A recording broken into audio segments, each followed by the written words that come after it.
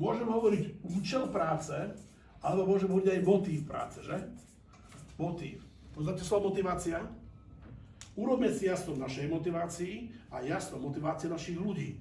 Lebo keď máte správnych ľudí na palube, ktorí majú správny motív, vám prinášajú peniaze, sa výborne pracuje. A keď máte nesprávnych ľudí, vám odnášajú peniaze, vás oberajú vás zisk, a vy sa driete, pracujete a ste unavení, ani vás to nebude baviť. Slovičko motív pochádza z latinčiny. Slovička movere. Movere. Toto move, to je to Angličan. Čo je toto move po česky?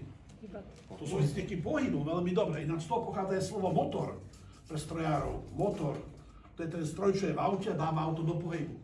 Takže prvá myšlienka, keď sa bavíme o účeli podnikania alebo práce, hocikov, to platí pre všetky oblasti, pre hokejistu, je, prečo vlastne idem robiť? Čo ma tlačí do tej práce? Motív je niečo, čo je vo vnútri človeka a dáva ho do pohybu. To nie je niečo, čo príde zvonku, to by bol stimul.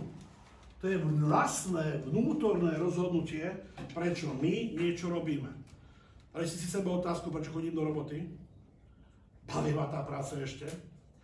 Ja verím, že hej. Ja sa bežne pýtam, keď máme firemné semináre, sa pýtam, tam sedí 50 zamestnancov, okrem šéfa, a sa pýtam, chlapi, dievčatá, kto z vás ešte teší do roboty? Kto?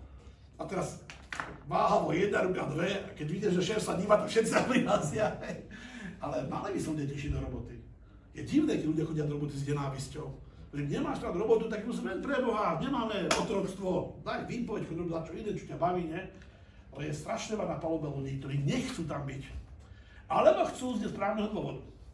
Ďalšia myšlienka. Motív je niečo, čo je skôr než je práca. Najprv máte motív a potom máte prácu. A za prácu je dáka odmena, nejaké káče. 1, 2, 3. Rozlišujte tie tri veci. Financie, peniaze, to nie je to isté ako motivácia. Ozaj, šéf mi hovorí, dal som pracovníkovi, ako vaše krstné meno je?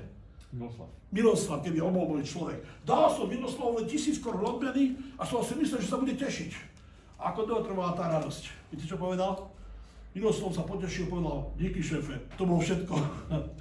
Motivácia peniazmi nefunguje. Motivovať ľudí peniazmi krátkodobo, že natknete, to je tak všetko. Nevravím, že im nedajte peniaze. Ľudia potrebujú peniaze, majú tiež vodu, elektriku, plyn. A nerátajte s tým, že to je to, čo ich donesie do nadšenia.